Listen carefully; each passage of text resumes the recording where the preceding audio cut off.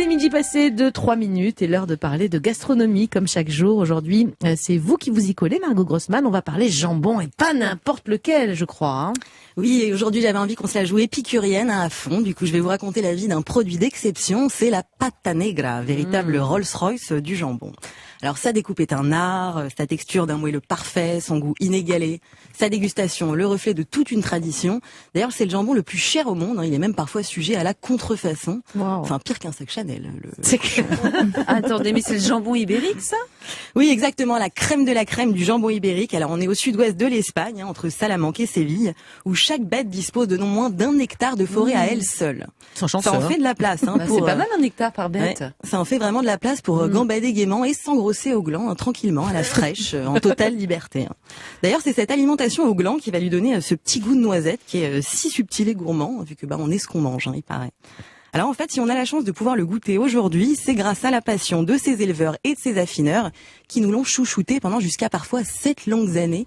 C'est le temps nécessaire à son élaboration. C'est long, si long sur le palais. Et puis là, en fait, je vais y aller après. Ouais, on peut faire tourner une deuxième. Avec plusieurs tranchettes, ça fait une grosse tranche. 2 grosses tranchettes. Là. On veut la recette. Alors, pour la recette, vous allez réunir 500 grammes de potimarron, 6-7 échalotes, 120 grammes environ, 150 millilitres de lait d'avoine, 15 grammes de petites pépites de pata negra par personne, mais aussi 2 poignées de noisettes, enfin un peu moins, mais moi j'ai des petites mains, quelques feuilles de basilic frais, du sel, du poivre, un verre d'eau de cuisson et 3 cuillères à soupe d'huile de sésame. Alors dans une sauteuse, on va commencer par faire revenir les échalotes et le potimarron coupés en gros dés avec 2 cuillères à soupe d'huile de sésame. Ok. On va recouvrir d'eau et on laisse cuire pendant une quinzaine de minutes à couvert jusqu'à ce que le potimarron soit bien fondant. Alors de là, on va récupérer un verre d'eau de cuisson. Ensuite, on égoutte, on ajoute le lait, le verre d'eau de cuisson, on assaisonne de sel, de poivre et puis on mixe et c'est bon en fait. Alors en parallèle, dans une petite poêle, on aura fait revenir nos petites noisettes concassées dans une cuillère à soupe d'huile de sésame. Et puis on sert la soupe avec les noisettes, quelques feuilles de basilic ciselées. Et le jambon. Et surtout, notre jambon adoré. Enfin, vous allez adorer. Ça a l'air délicieux. Ça va vous réconforter. Recette, là, on va devenir copains comme cochons, vous allez voir. C'est sûr. Copine comme cochonne, ça se dit. C'est ça, copine comme cochonne. C'est ça. Bon, merci beaucoup. C'est vraiment une recette géniale qu'on peut retrouver donc bien sûr sur votre blog et sur l'Instagram de Margot, amassos.com et Margot Amassos. Merci aussi à Bellota. On se régale. Oui, merci beaucoup Margot pour ce coup de projecteur sur ce produit d'exception. On s'est régalé au passage et merci pour vos conseils qu'on va bien sûr tester très rapidement à la maison. Restez avec nous, le tour de table des tendances continue. Sophie Braffman, notre spécialiste mode, nous a apporté des lunettes, mais vraiment belles, les lunettes super à la mode en 2021. On va vous les décrire et vous les montrer sur nos réseaux sociaux ou sur europe1.fr. Et enfin, on va se brosser avec Philippine Darblay, on va astiquer, on va frotter nos visages, mais tout en douceur. À tout de suite sur Europe 1. Bien fait pour vous sur Europe 1. Au cœur de l'histoire, le podcast. C'est bien fait pour vous jusqu'à 12h30 et nous sommes toujours bien entourés avec Mélanie Gomez. Nos 3 chroniqueuses du jour sont toujours bien en place avec nous. Margot Grossman nous a ravis il y a quelques minutes avec surtout vous, parce que vous en avez mangé beaucoup. Margot, vous avez dit qu'on avait le droit à 100 grammes de pata negra par jour. Vous êtes facile à 200 grammes. 50 grammes. Je me suis bon trompée. Pour la santé. Je me suis trompée dans les pesées. C'est pas grave. En tout cas, c'était délicieux. On va basculer dans le monde délicieux aujourd'hui de la mode avec vous, Sophie Braffman, et des lunettes aussi. C'est tendance. C'est extrêmement. Alors vous ne m'avez pas toutes répondu. Philippine est une femme à lunettes. Je le vois, je le constate. Elle est en face de moi. Julia, des lunettes grandes. Des grandes. Elle est dans la tendance. On va revenir dessus. Julia, vous fûtes une femme à lunettes. Je fus une femme à lunettes, effectivement. Et puis je me suis fait opérer des yeux parce que je trouvais ça plus classe. On va regretter peut-être aujourd'hui. Je comprends. Moi, j'ai des lentilles et j'hésite à remettre mes lunettes. Mélanie, vous êtes une femme à lunettes? Non, pas du tout. Non. Et vous, Margot, une femme à lunettes? Je suis absolument une femme à lunettes. Oui, je vous ai déjà vu avec des lunettes très branchées, Margot. Alors je suis rassurée autour de cette table. Il y a quand même pas mal de femmes à lunettes. Alors vous allez voir que c'est un véritable accessoire de mode. Et puis surtout, moi, depuis que le Dr Beauty est passé, donc lundi dernier, je me suis dit que je voulais plus tellement cligner comme ça des yeux parce que apparemment ça fait des doubles poches sous les yeux et ça vieillit un peu. Enfin, c'est ce qu'il m'a dit. Donc je ne sais pas comment je dois le prendre. Que pour vous, je crois. C'était que pour moi, je crois. Mais du coup, je me suis dit, on va enfin remettre des lunettes. Alors, ce qui est important dans la lunette, c'est que c'est un véritable accessoire de mode et l'occasion aussi, bien évidemment, je le vois avec Philippine aujourd'hui, d'exprimer sa personnalité. Est-ce que, mesdames, vous imagineriez Philippe Manœuvre, par exemple, sans lunettes? Je Ah non, non, je pense même qu'il dort avec. Donc même la personne qui dort avec lui ne le voit jamais sans lunettes. Ou Nana Mouskouri serait-elle Nana Mouskouri sans ses grandes lunettes carrées cerclées de noir? Même les hit girls aujourd'hui portent des lunettes, comme Emily Ratajkowski. Je vais réussir à le dire correctement. Bravo. La reine des influenceuses en maillot tanga, mais pas seulement. Elle met des lunettes. Et pourquoi? Bah ouais, parce qu'on a l'air vachement intelligente avec des lunettes. Ça donne un air un peu intello tout de suite, quoi. Je suis pas qu'un body, moi je suis aussi une femme qui réfléchit. Donc voilà, la question c'est de savoir quelles lunettes nous allons porter. Eh bien cette saison, la lunette est grosse. C'est ce que nous confirme l'opticienne Nathalie Blanc, fondatrice de la marque éponyme, des lunettes 100% made in France. Les lunettes sont fabriquées en France dans le Jura, vers Oyonnax. Et voilà ce qu'elle nous dit autour de la tendance lunettes. La grande tendance de la saison, c'est l'oversize. On sent un vrai retour aux 60s avec des montures très affirmées et assumées. Les lunettes XXL nous rappellent nos icônes préférées comme Brigitte Bardot ou Françoise Hardy et leur élégance. La deuxième grande tendance, cet automne, c'est la couleur. Beaucoup de tons chauds, comme les ocres, les tons corail, et aussi beaucoup de translucide et de transparence avec des dégradés de vert, par exemple, que nous avons beaucoup travaillé dans la collection Nathalie Blanc.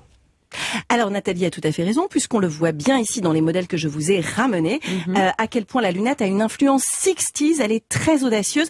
Voyez même qu'on réhabilite, s'il vous plaît, la chaîne à lunettes. Mais oh là là, je sens que Julia, ça va Elle l'a déjà, Julia, je crois pas. Eh bien, ça ne fait pas du tout. Parce qu'elle, elle s'en sert pour son téléphone. La mienne est plus grosse que la vôtre. Ah bah, elle est carrément très Sur grosse, la vôtre. vous pouvez voir les filles avec des grosses chaînes en plastique. Mais c'est vraiment, c'est une chaîne à lunettes que vous avez, Julia? C'est une chaîne à téléphone portable, mais je m'en sers aussi pour les lunettes. Eh ben voilà, vous êtes parfaitement dans la tendance. Et moi, je la promène dans la rue parfois avec. Oui.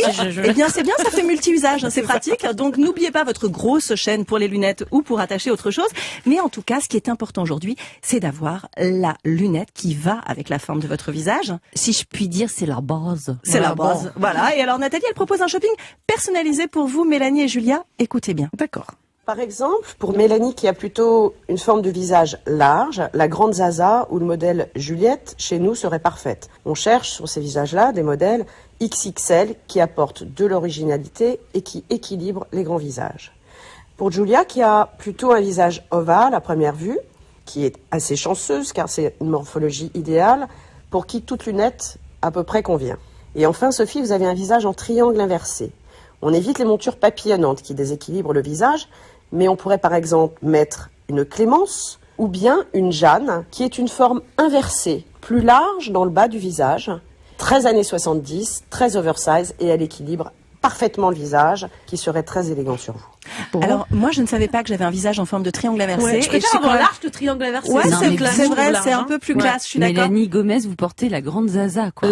Mais elle est sublime, cette grande Zaza sur vous. Franchement, elle est magnifique. Je posterai une photo sur Instagram. Alors, moi, je retiendrai que j'ai la forme de visage idéale. Voilà, vous êtes un peu parfaite. Et donc, vous pourrez vous permettre cette lunette papillonnante, magnifique. Voire une petite lunette ronde. Alors, j'adore parce que ça a des prénoms de femmes, en plus, les modèles chez Nathalie Blanc.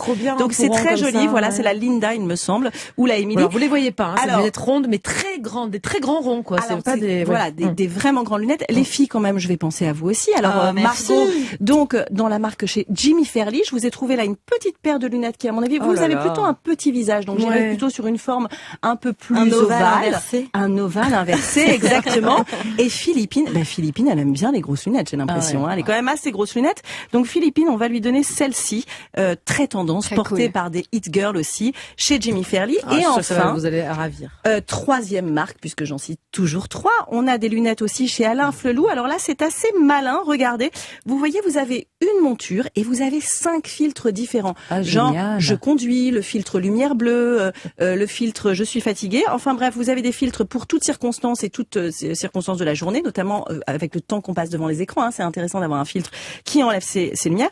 Et du coup, cette année, petite spécificité de cette lunette chez Flelou, c'est que c'est éco-responsable, puisque ça a été fabriqué, alors que je ne vous dise pas de bêtises, à partir d'huile de ricin et de verre biodégradable, plus respectueux pour l'environnement. Je sens que Julia adore la chaîne, là. Il va falloir vous savez, vous allez me le confirmer, Sophie, c'est hyper la mode des chaînes de lunettes. Ah non, mais les chaînes de lunettes, c'est fini. On n'est plus Mamie Tipiak. La chaîne de lunettes, c'est carrément la grosse tendance de cette saison. C'est la nouvelle laisse. Voilà, c'est la... Alors ça, je n'irai peut-être pas jusque-là. Ce serait notre chronique, la laisse. On pourra faire un sujet laisse qui va beaucoup plaire à Julia, puis à nos auditrices, bien sûr. On va le faire très prochainement. Merci beaucoup, Sophie. Franchement, après toutes ces lunettes, je regrette presque presque de ne pas emporter. Vivement la presbytie, mais ça viendra pour tout le monde, évidemment. Ouf, en attendant, j'ai pas besoin de lunettes de vue, mais j'ai des vues par contre sur un nouvel objet dont vous allez nous parler, Philippine Darblay, on vous écoute. Alors pour information, autour de la table, là, on a tous l'impression d'être des stars en déroute, non, avec nos petites lunettes. C'est assez marrant. Vous avez raison. Bon, moi je voudrais vous parler d'autre chose. Hein. On parle toujours de bien-être, mais je voudrais vous parler de petites machines un peu spéciales. Elles sont en silicone, aux formes suggestives. Certaines comportent même des petites billes qui pulsent. Je veux bien évidemment vous parler de brosse nettoyante pour le visage. Ah oui, parce que là on était parti dans un autre délire. Hein. J'ai cru qu'on n'avait pas le bon thème de chronique. Mais non, mais c'est vrai qu'elles y ressemblent beaucoup. Et ça, je dois avouer, qu'en les voyant en magasin, ça m'a pas mal marqué. On dirait des sextoys, quoi. Voilà. On vous avait dit le mot. Vous avez osé. Mais c'est un succès fou, hein, tout ça sur les réseaux.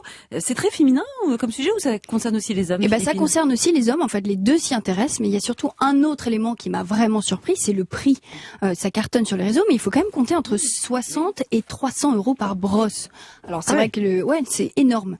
Bon, c'est vrai que le nettoyage pour le visage est très important en ce moment dans la beauté. On délaisse par exemple, je sais pas si c'est quelque chose que vous avez utilisé, mais l'eau micellaire.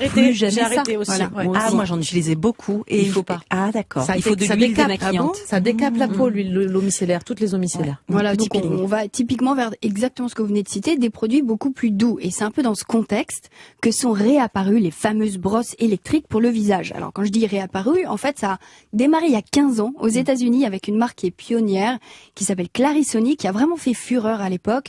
Puis elle a été très très très critiquée parce que justement ces produits étaient un peu trop agressifs pour l'épiderme.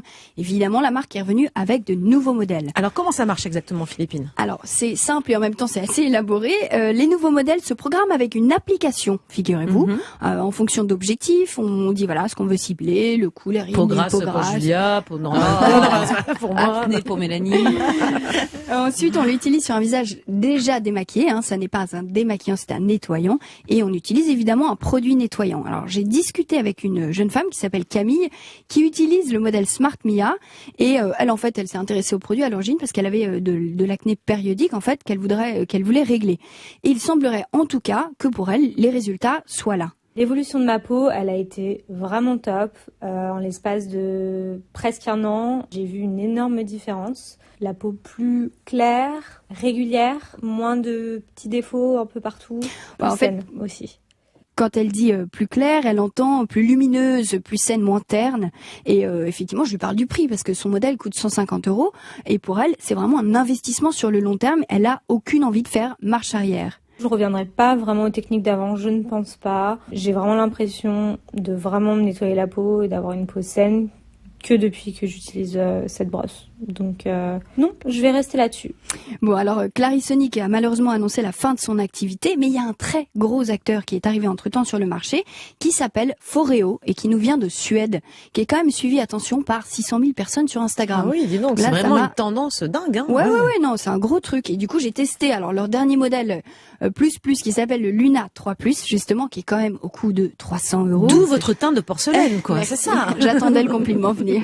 Et vous l'avez trouvé bien? Eh ben oui, je l'ai trouvé bien. Alors quand même bon à savoir, tous ne coûtent pas 300 €. Il y a sa version mini à moitié prix, mais pour vous décrire un peu l'objet, donc c'est une petite machine ronde, rose, qui se programme là aussi avec qui tient dans la paume de la main. Ouais, exactement. Ça, ouais. C'est assez bien foutu, c'est assez joli. Et là, il y a pas de petits pinceaux. En fait, c'est vraiment des picots en silicone. Il y a des légères pulsations qui apparemment aident à désincruster les pores. Le modèle aussi chauffe, ça permet de libérer le sébum. Et il y a, attention, des micro-courants qui stimulent la régénération des cellules. Alors très rapidement, Philippine, est-ce que ça vaut vraiment le coup? Est-ce qu'on dépense cet argent? Dites-nous franchement. Eh ben, ça c'est une bonne question.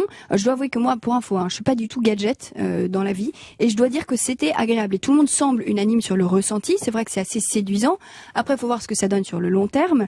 Mais disons que pour les personnes qui ont un peu du mal à s'investir dans ce type de routine, ça peut être un plus. Alors à contrario, il faut, surtout ne pas l'utiliser en excès, ne jamais trop exfolier la peau, toujours parler à votre médecin s'il y a des problèmes de peau.